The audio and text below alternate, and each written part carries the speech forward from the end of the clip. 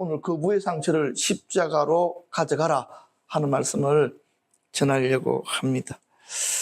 우리는 성장하면서 많은 거부들을 당합니다. 어린 시절부터 시작해서 친구들 사이에서 따돌림, 괴롭힘 같은 것, 또 친한 친구가 새로운 사람들과 사귀다가 나와 멀어지는 그 관계들, 그런 거부들을 많이 경험하게 됩니다. 성인이 되어져 가지고는요, 껐습니다. 자기 마음에 드는 이성에게 다가갔다가 거절당하고 하는 그런 거절의 아픔들을 많이들 가지고 있습니다.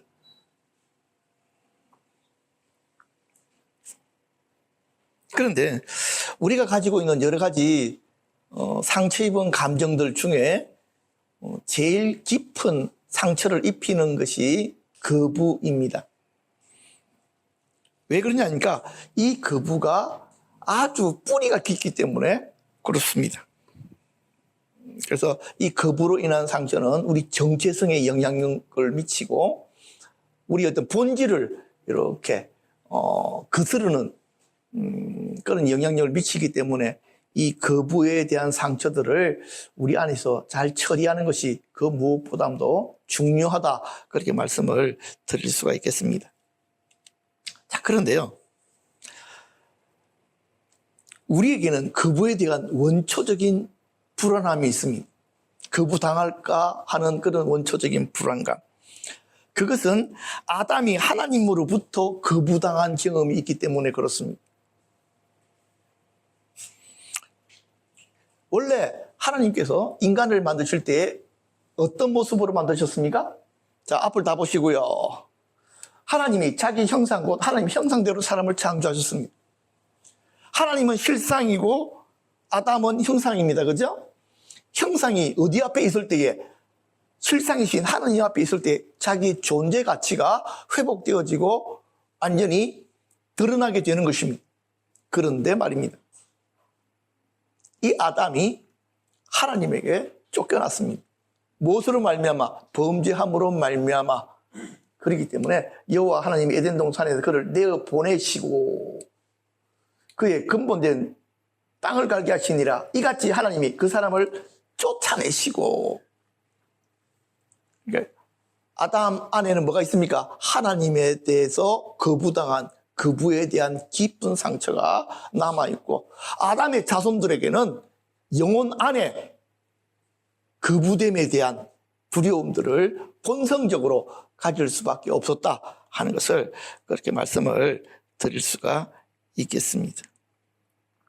그래서 이 거부당함, 이 본성 안에 있고, 조금 이따가 우리가 또 다뤄보겠지만 어린 시절에 부모와의 관계 속에서 당하는 거부들이 본성적인 거부를 활성화시키고, 그리고 우리가 현재 당하는 거부가 어떻게 되어집니까?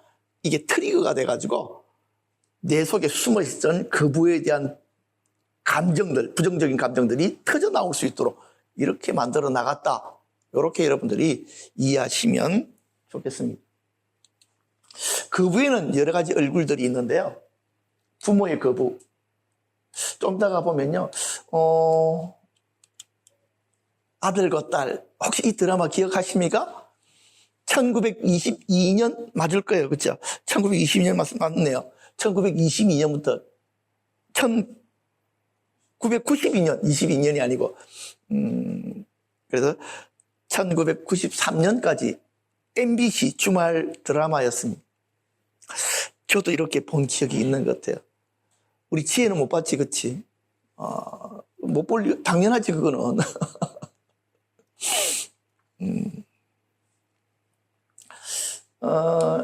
얘가 후남입니다. 후남이. 친구 이름을 내가 알았는데, 지금 뒤에 보면 이제 귀남이 좀 보여드릴게요. 얘가 귀남입니다. 귀남이, 후남이. 최수정이가 귀남입니다.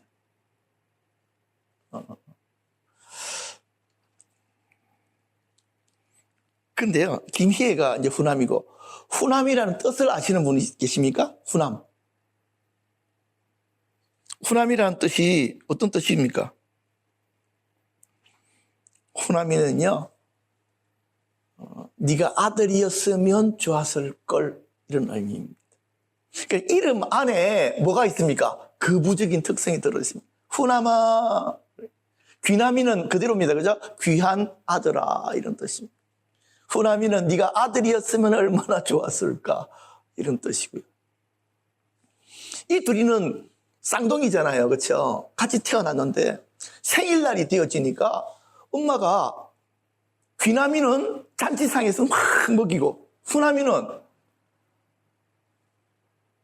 남은 음식 부엌에서 막 불쌍하게 이렇게 혼자 먹는. 왜 그러냐니까 이제 후남이가 먼저 태어나고 귀남이가 나중에 나온 거예요. 그래서 그 엄마가 미신이 충만해가지고 딸이 아들의 앞길을 막았다는 거예요. 어떻게 그렇게 해석했는지 모르지만 그런 거야. 그래서 너는 우리 집 귀한 아들의 앞길을 막는 자이기 때문에 너는 쓸모없는 애야. 그래서 이 드라마를 보면서 우리 한국에 있던 많은 딸들이 같이 분노하고, 그리고 후남이가 어려움 겪을 때마다 정말 그렇죠, 같이 마음 아파하고, 그래서 나중에 귀남이는 찌그러지고 후남이가 잘 되어졌을 때 막 여자들이 대리만족을 얻고 했던 드라마가 바로 이 드라마입니다. 아들과 딸. 그 드라마는 끝났는데 지금도 이런 드라마가 계속 방영되는 집이 있습니다. 아들은 좀 귀하고 딸들은 조금 이렇게 되어요.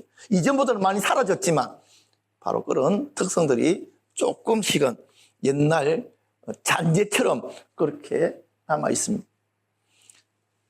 후남이는 버려지지는 않았지만, 그렇죠, 마음속에 엄청난 거절감을 가지고 그렇게 살아가게 되어졌습니다. 그래서 아들과 딸에서는요, 사실은 거기서 후남에게 주는 메시지가 있었습니다. 계속해서 만약 내가 아들이었으면, 그렇죠? 네가 생긴 것은 사고였어, 실수였어, 뭐 이런 거. 너는 정말 아무짝에도 쓸모가 없어. 거절당할 때마다 그런 메시지를 받는다는 것입니다. 너는 우리 집안의 골칫거리야. 그런데 이 거짓말을 거부당한 사람들은 진실로 받아들입니다. 왜? 상황적으로 그것이 그렇게 이것들을 수긍할 수밖에 없도록 만들어져 있기 때문에. 이 잘못된 생각이 결국에는 어디다가 영향력을 미치겠습니까? 자아상에다가 미칩니다. 나는 쓸모없는 인간이야 라는 것. 그것이 그 사람의 영혼을 완전히 무너뜨리게 됩니다. 자, 그러니까요, 우리가 잘 알아야 돼서 다른 사람이 나를 대하잖아. 그런데 바로 그 방식대로 내가 내 자신을 또 대하는 거야. 그러니까 자기가 뭔가 조금만 잘못하면 자기 스스로에게 자기가 그렇게 이야기해. 에이, 쓸모없는 인간. 이거는 누구한테 들었던 이야기야? 다른 사람에게 들었던 이야기잖아. 그렇지? 근데 그것을 내가 하는 거야. 누구한테? 나 자신에게. 그리고 내 주변에 있는 사람들에게도 똑같은 말을 하는 거야. 내가 대우받은 대로, 그렇죠, 다른 사람에게 동일하게 대하는 거야. 이 시스템들을 우리들이 잘 이해하고 있어야 됩니다. 아하, 많은 사람들은 자기가 다른 사람들에게 대우받은 방식대로 자기 자신을 대하는구나.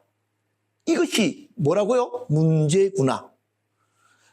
다른 사람은 나에게 어떻게 할지라도 나는 내 자신에게 그렇게 할 필요가 없잖아. 그렇지? 그렇게 안 해야 되잖아. 근데 그렇게 한다고. 왜? 무의식적으로. 이것을 깨닫게 해주는 것이 너무너무나도 중요한 작업이다. 그래서 이 사람은 다른 사람들에게 거부를 받았잖아. 근데 내가 내 자신을 거부하는 거야. 내 자신의 존재 가치를, 그치, 쓸모없는 것처럼 여기는 거야. 그러다 보니까 내가 내 자신을 쓸모없다고 여기기 때문에 어떤 일들이 벌어지냐면, 어떤 사람이 나의 장점을 보고 칭찬하면 그것을 갖다가 반대로 받아들이는 거야. 응? 저게 나를 조롱하는구나. 왜? 나는 내가 쓸모없다는데 당신은 유능하다고 하니까. 그런데 사실은 당신은 유능하다는 말을 듣고 싶었잖아. 그렇지? 그런데 그 사람 마음에는 이중적인 메시지가 계속해서 움직이는 거야. 한편으로는 좋으면서도 한편으로는 그것이 내게는 뭐가 안 된다? 제대로 받아들여지지 않는다. 왜? 내가 내 스스로를 쓸모없는 사람이라고 그렇게 제안하고 있기 때문에. 이것을 깨트려 줄 필요들이 있다. 이것을 변화시켜 줄 필요가 있다. 그렇게 말씀을 드리겠습니다. 그리고 이 거부의 가장 또 두 번째 모습, 가장 거부의 특성이 많이 드러나는 사람은요, 어떤 사람이 해외 입양자들입니다. 해외 입양. 수잔 브링크의 아리랑 제가 보지는 않았습니다. 강의 준비한다고 자료들을 해외 입양아들의 자료들을 살펴보다가 해외 입양아를 주인공으로 하는 그 사례를 다룬 영화가 있길래 살펴보았는데 그것이 바로 수잔 브링크입니다. 이게 누구죠? 이 여배우가? 예, 최진실입니다. 여러분들 잘 알았습니다.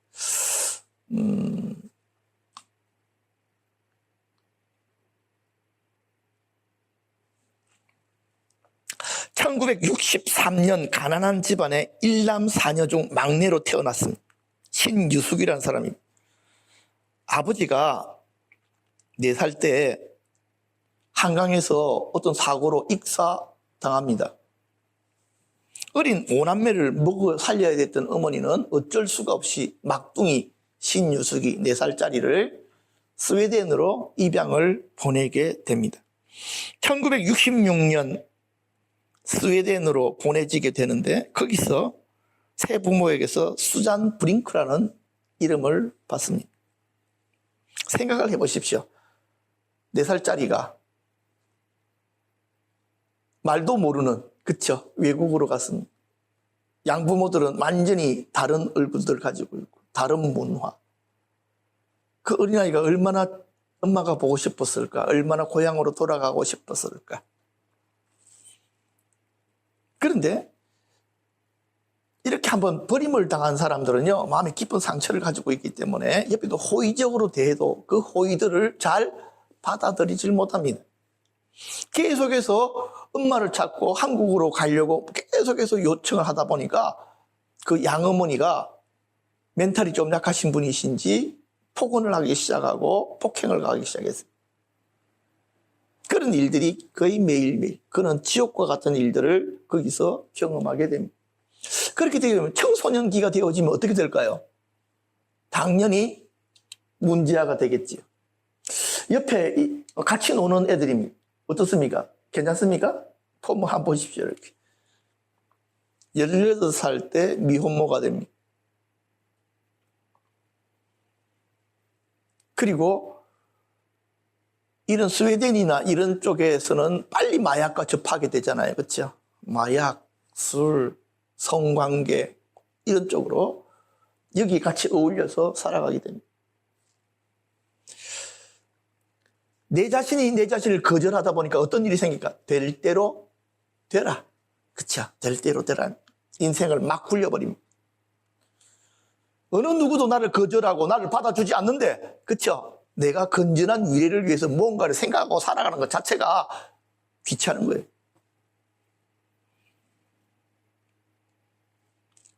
그래서 2번이나 자살 시도를 하지만 미수에 그치게 됩니다.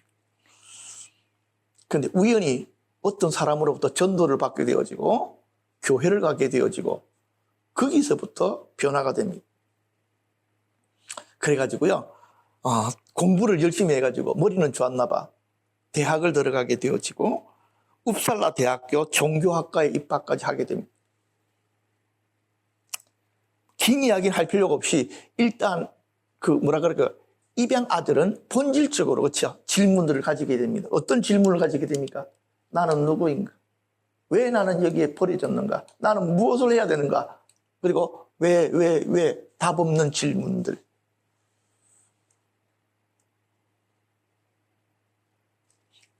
그래서 입양 아들이 한국에 다시 돌아와서 누굴 자꾸만 찾으려고 합니까? 자기를 낳아준 친부모를 찾으려고 합니다. 친부모를 찾으면 거기서 뭔가 답이 나올 것 같아서 만나러 온 것입니다. 만나기도 어려울 뿐더러 만났다 할지라도 더 큰 상처를 가지게 됩니다. 왜? 자기가 생각했던 것처럼 자기를 버린 이유가 어떻게 보니까 너무 별것 아니더라는 거예요.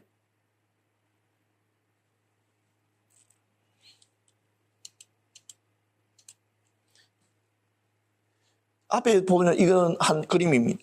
이거는 리사 울림 세블룸이라고 하는 사람이, 한국 이름은 정울림입니다. 그런데 이분이 예술가인데 몇 년 전에 우리나라에서 입양 아들 중에 예술하는 사람들이 모여가지고 우리나라 정부 지원으로 뭐라 그럴까요? 작품 전시회를 했습니다. 그때 와서 작품을 전시했는데 지금 어린아이가 있죠, 그렇죠? 대한민국이라고 하는 곳에서 태어난 어린아이입니다. 여기에 쓰여진 글씨들은 뭐냐니까요.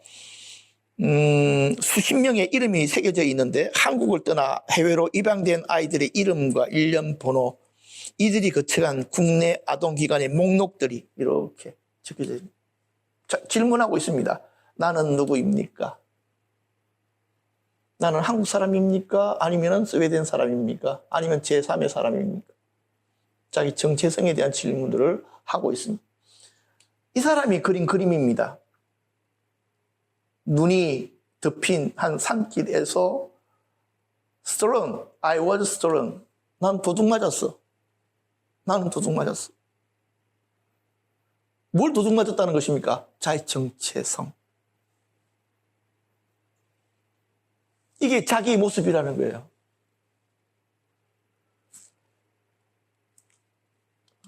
이 그림은 아나 블레이즈라고 하는 사람의 작품입니다. 동일한, 여기 보면요, 조그마한 아이가 연꽃 같은 데 태어났습니다. 그렇죠? 다른 사람은 다 누구한테서 태어나는데 부모님 안에서 태어나잖아. 그래서 자기는 마치 부모가 없으니까, 부모를 발견하지 못했으니까 연꽃에서 태어난 인간처럼 부모에게서 버림받은 그런 장면들을 이렇게 설명해요. 요 뒤에 보면 생명 1966 이렇게 적혀 있습니다. 여기 무슨 뜻인지 아시겠죠? 그죠? 1966년생이라는 뜻입니다. 그리고 이 보면 대한민국 국기에다가 줄이 쭉 내려와가지고 이런 것이 딱 달려 있습니다. 분명히 나는 대한민국과 연관되어져 있는데 그런데도 불구하고 대한민국은 나랑은 법적으로는 관계가 없죠. 왜? 이 사람의 국적은 어디로 되어 있으니까? 스웨덴으로 되어 있습니다. 눈빛을 한번 보십시오. 이 자화상인데, 작가의 자화상인데 진짜 슬프죠? 네. 이런 그림 많이 보다 보면 우울증 걸립니다. 진짜로.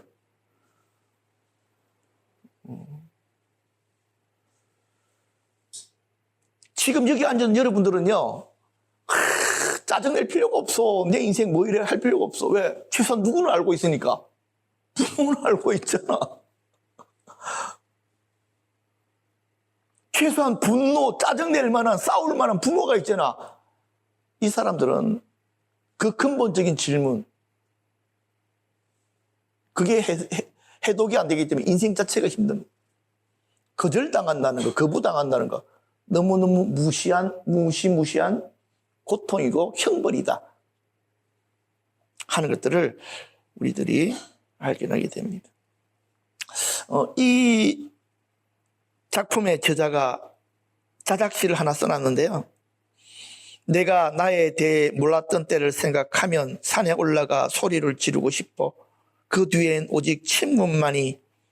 나는 어둠 속에 서 있네. 내가 누구인지도 모른 채. 이렇게 나왔습니다.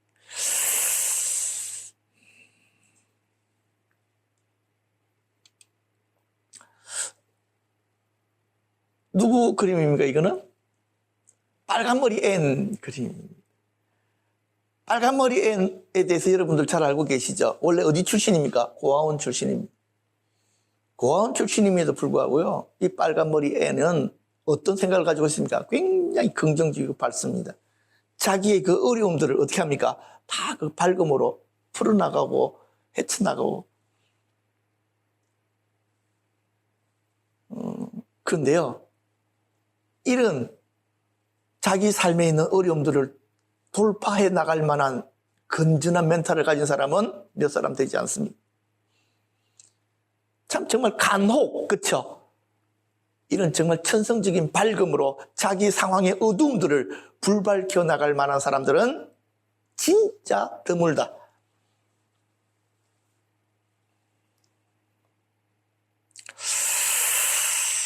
자, 그렇다고 한다면 이 거부 받은 사람들을 어떻게 치료해야 될까? 일반적으로는요, 거부의 패턴을 이해하셔야 됩니다. 원초적인 상처, 유년기의 상처는 앵커라고 불리우는 것입니다.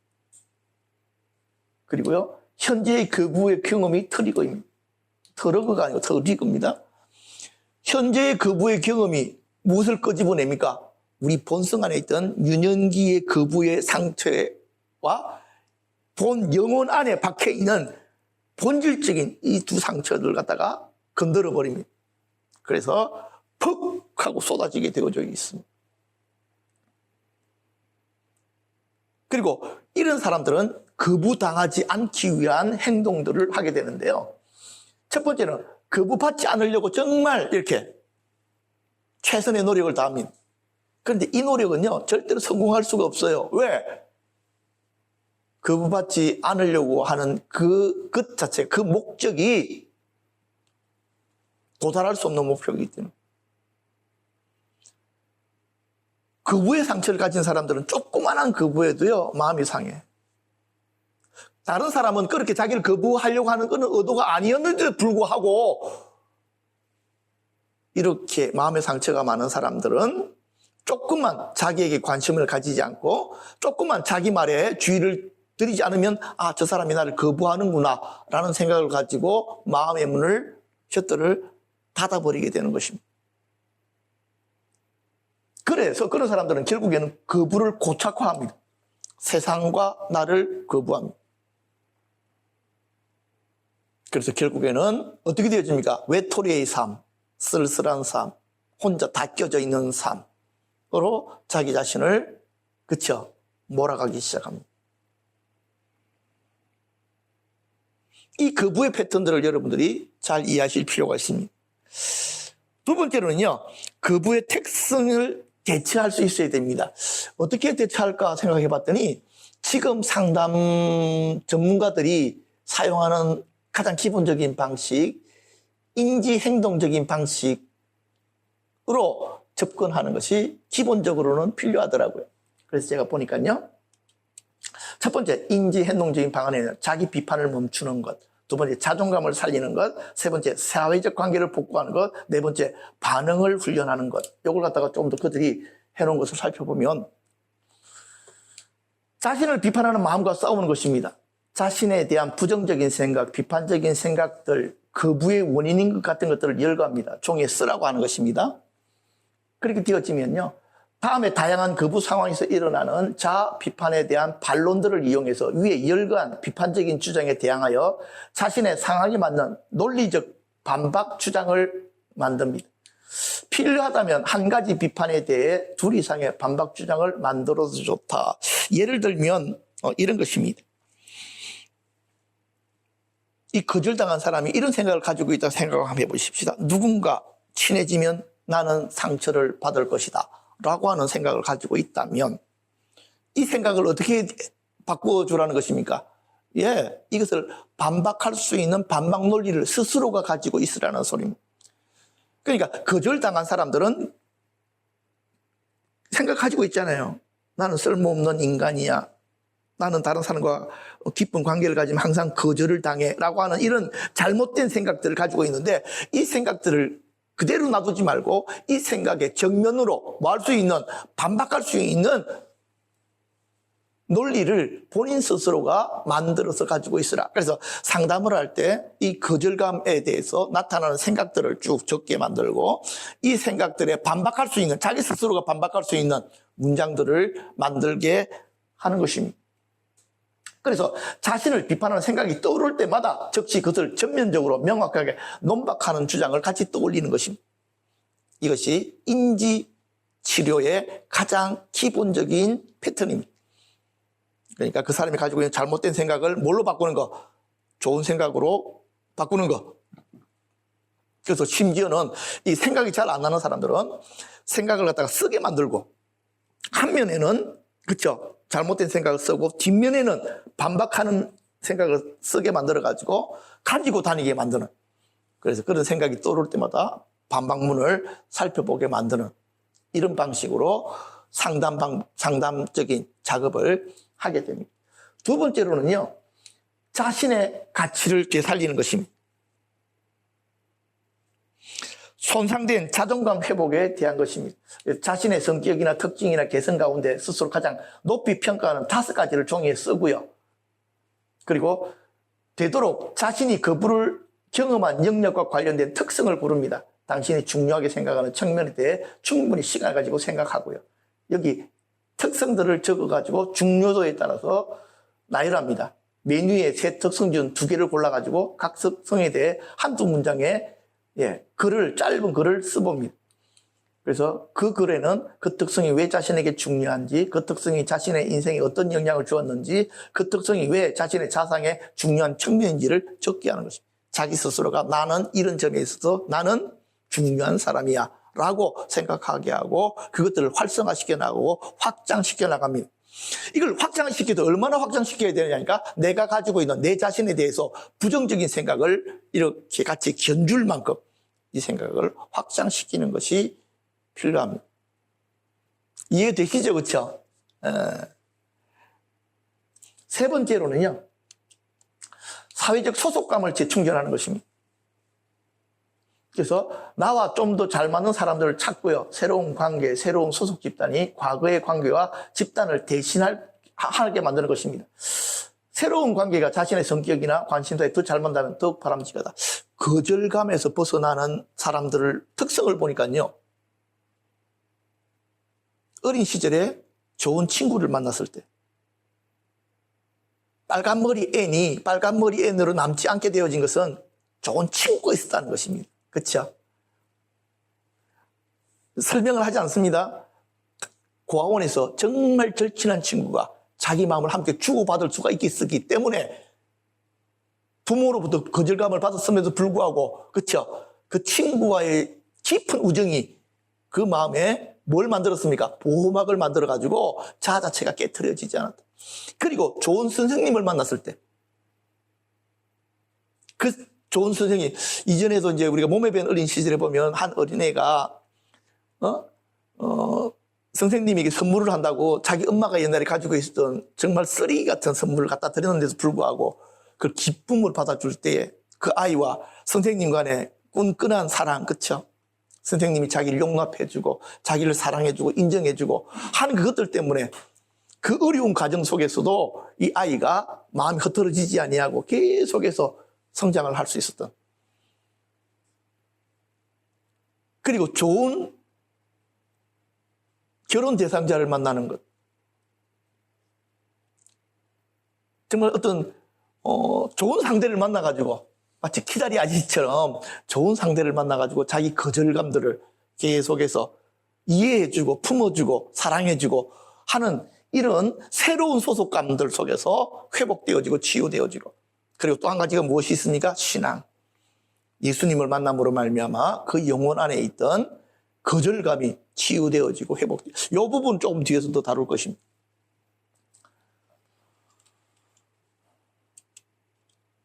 네 번째는요, 둔감화시키기입니다. 이 거절감을 가지고 있는 사람들은요, 아무리 생각을 해도요, 거절감에 노출될 수밖에 없습니다. 왜? 이 거절을 많이 당했던 사람들은, 좀 이런 말 하면 죄송하지만 왕따를 많이 당한 사람은요, 왕따 당할 만한 짓거리를 합니다. 그것은 무의식 중에 깔려져 있습니다. 그렇기 때문에 사람들이 제일 처음에는 그냥 품어주려고 했다가 나중에는 아이고 쟤는 저럴 수밖에 없구나 라고 본인 스스로가 만들어버립니다. 그것이 잘못된 시스템입니다. 그것을 이해하면서 받아줄 수 있는 사람들은 극히 드뭅니다. 그렇기 때문에 이 거절감을 가진 사람들은 뭘 할 필요가 있냐, 다른 사람이 나를 거절할 때에 그때에 옛날의 시스템이 돌아가지 아니하도록 거절에 대한 그런 반응들이 내게서 다시금 시스템 자체가 이렇게 운영되지 않도록 뭘 할 필요가 있느냐니까요. 본인 스스로가 거절당할 만한 상황들을 미리 뭘 하고 상상을 하고 그런 거절 상황 속에서 그것들을 갖다가 간편하게 무시하면서 지나갈 수 있는 생각을 통해 가지고 상황 연습을 미리 한다는 것입니다. 그렇게 함으로 말미암아 자기가 그런 상황들 속에서도 미리 예상한 일들이기 때문에 아시겠죠? 그렇죠? 잘 대처할 수 있도록 그렇게 해서 분명히 그것이 나를 향한 거절하는 상황이지만 그럼에도 불구하고 그 상황들 속에서도 옛날처럼 거절당하면 분노하거나 아니면 마약을 하거나 이상한 짓거리 하는 쪽으로 내가 망가지는 것이 아니고 그럼에도 불구하고 내 자신을 훈련시켜 놓은 상태대로 그냥 무감각하게 좀 그냥 지나갈 수 있는 바로 이런 훈련들을 할 필요들이 있다. 이렇게 말씀을 드립니다. 이것이 바로 인지 행동 치료의 기본적인 4가지 패턴입니다. 이렇게 그 전문적인 상담자들이 이렇게 이 방식대로 이제 훈련시켜 나가는 것. 그렇게 해서 여러분들은 지금 저한테 근데 우리 가족들은 별로 거절을 당한 사람들이 별로 없기 때문에 가정 내에서 그랬지만은 바로 이 방식이 전문 상담자를 찾아가면 이런 것들을 나누어 가지고 예를 들어서 한 4회기 하면 16회기 이렇게 요 방식대로 상담을 하고 치유하는 과정들을 거치게 됩니다. 이해되시죠? 그렇죠? 그런데 오늘 우리가 마지막 다룰 부분들은요. 거부의 상처를 십자가로 가져가는 것입니다. 첫 번째는요. 하나님 그분이 어떤 분이신지를 이해하는 것입니다. 왜 이게 필요하냐니까요. 우리 본성 안에는 뭐가 있다 그랬습니까? 우리 조상 아담이 하나님께로부터 쫓겨난 그 상처를 본질적으로 가지고 있다 그랬죠. 그렇죠? 그렇기 때문에 그 본질적인 상처, 쫓겨난 자의 마음이 어떤 마음이냐? 고아의 영이라고 불리우는 독특한 영적인 특성이 아담의 후손들에게는 들어있답니다. 그래서 하나님 그분에 대해서 생각으로는 좋으신 하나님이라고 생각하지만 느낄 때에는 좋으신 하나님이 아니고 언제든지 나를 버리시는 하나님이라고 하는 그쵸? 하나님에 대한 가까이 하기에는 혹이라도 상처당할 수도 있다라고 하는 거절감에 대한 두려움이야 그게. 그런 것들이 우리 본성 안에 있잖아요. 맞죠? 그죠? 예, 하나님께 가까이 하면 좋은데 또 가까이 했다가 거절당하면 그 다음에는 정말 하나님과 나와 관계가 끊어질 것 같아서 가까이 못 가는 거예요. 그런데 이 특성이 누구의 특성이라고요? 거절받은 자들이 가지고 있는 마음의 특성이거든. 그래서 한번 읽어 시작. 그의 거룩한 처소에 계신 하나님은 고아의 아버지시며 과부의 재판장이시라. 아멘. 내가 고아의 영을 가졌다 할지라도 우리 하나님은 나의 하나님이시다. 내가 버림받은 것이 아니고 버림받은 자의 하나님이시기도 하다. 우리들이 만약 하나님께로부터 버림받았다는 마음, 세상으로부터 버림받았다는 마음이 있다 할지라도 그 버림받은 자들의 하나님이시기도 하다. 아멘? 예, 이것을 인정하게 하고 고백하게 하는 것이 필요합니다. 두 번째로는요, 한번 읽어보시죠. 자, 시작. 여인이 어찌 그 젖먹는 자식을 잊겠으며 자기 태에서 난 아들을 긍휼히 여기지 않겠느냐. 그들은 혹시 잊을지라도 나는 너를 잊지 아니할 것이라. 아멘. 많은 입양 아들에게 반복해서 읽혀야 되는 것입니다. 많은 고아원 출신들에게 반복해서 읽게 해야 되는 것입니다. 너희 친부모는 어쩔 수 없이 너를 버리고 싶지 않았지만, 그치? 버릴 수밖에 없었다 할지라도 하나님께서는 너를 뭐 하지 않는다? 버리시지 않는다.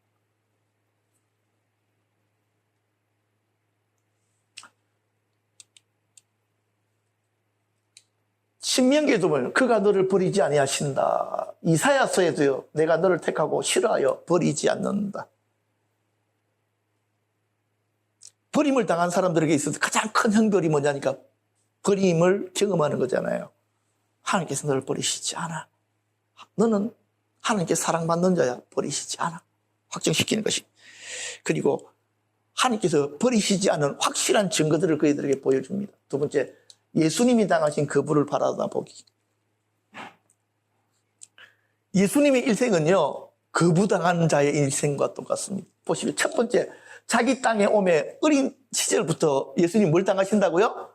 자기 백성이 영접하지 아니하였으나 예수님이 이 땅에 오셨는데도요, 세상은요, 그를 거절했습니다. 관심도 가져주지 않았습니다. 심지어는 오신 것 때문에 열받은 사람들도 있습니다. 헤롯, 아니 예수가 태어나다니 안 되지, 죽여버려야지 그랬다니까요. 그리고요, 두 번째는 예수님의 제자로부터 다 버리심을 받았습니다. 요한복음 6장 66절, 그때로부터 그의 제자 중에 많은 사람이 떠나가고 다시 그와 함께 다니지 아니하더라. 뭘 처먹고요? 오병이어 처먹고 배부른 다음에 예수님이 하신 말씀 때문에 열받아가지고 다 집으로 가버렸어요. 그때 예수님께서 진짜 마음의 상처를 많이 입으셨어요. 태어날 때도 거부받았지. 제자들한테 거부받았지. 거기다가요, 십자가에서 어떤 일이 벌어졌느냐니까 제9시쯤 예수께서 크게 소리질러 이르시되 엘리 엘리 라마 사박다니. 이 말이 무엇입니까? 나의 하나님 나의 하나님 어찌하여 나를 버리셨나이까. 십자가에서 예수님께서 아버지 아버지 나를 구해주세요. 그러니까 하나님께서 외면하셨다는 거예요.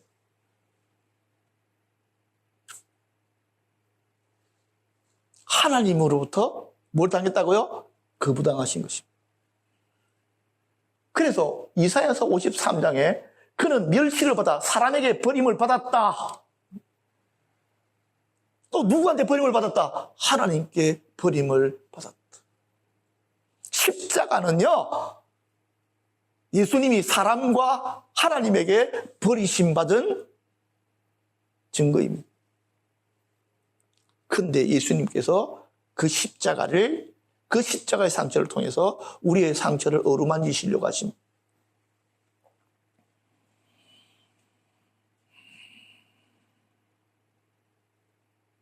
예수님께서는 그 십자가를 거절하지 아니하시고요, 그 십자가를 자신의 것으로 다 받으셨습니다. 예수님께서 거부당하고 거절당하심으로 우리가 하나님께 용납되게 되어졌습니다. 이것이 십자가입니다. 주님께서 말로만 너의 거절받은 상처를 내가 치료하겠다가 아니고 본인 스스로가 거절당하셨습니다.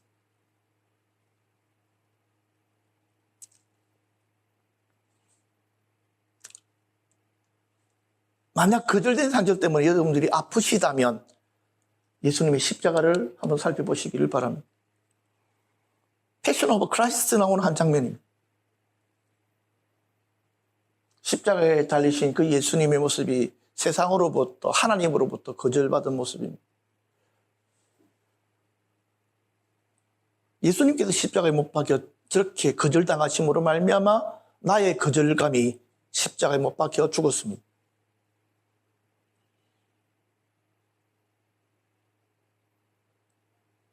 그것이 십자가의 비밀이고 십자가의 진리입니다.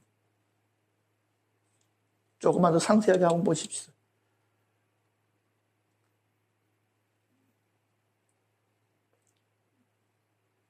아무리 영화지만요, 이 모습을 볼 때마다 가슴이 시려집니다. 가슴이 쓰라려집니다.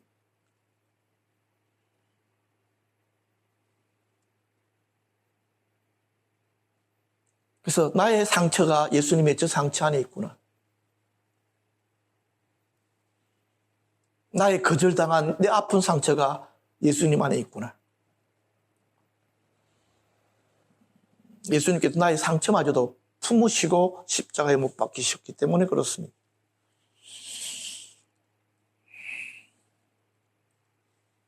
그것이 우리가 믿는 진리입니다.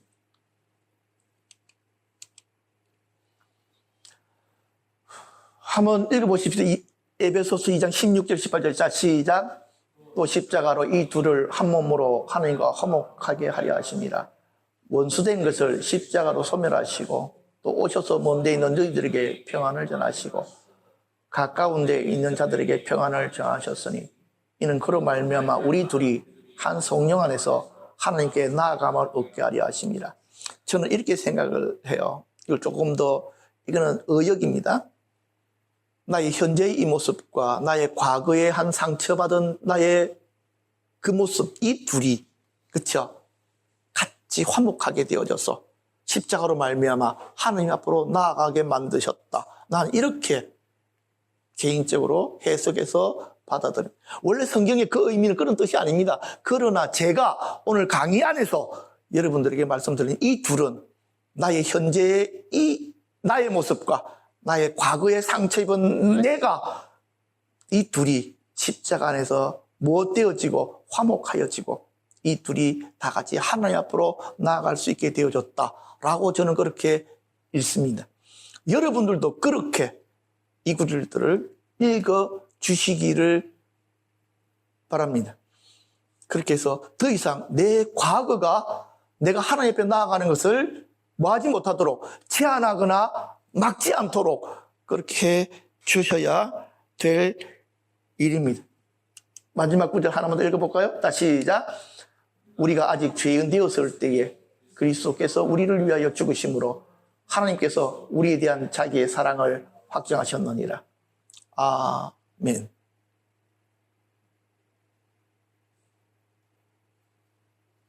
우리가 하나님마저도 거절하고 하나님 앞에 그분을 사랑스러운 하나님이 아니고 나를 거절하신 그 하나님, 내 인생을 망치도록 허용하신 그 하나님이라고 우리들이 함부로 이야기할 그때 주님께서 우리를 위해서 십자가 못 박혀 죽으심으로 말미암아 우리를 향한 하나님의 사랑을 확정하셨습니다.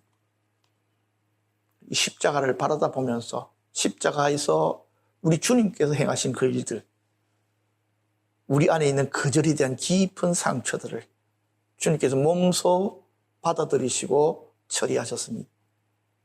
이것을 여러분들이 이 시간 믿음 안으로 받아들이시기를 바랍니다.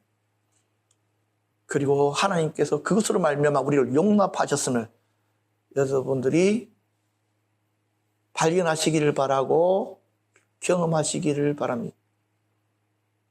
진리를 알지니 진리가 너희를 자유케 하리라. 아멘. 예, 강의를 마치도록 하겠습니다.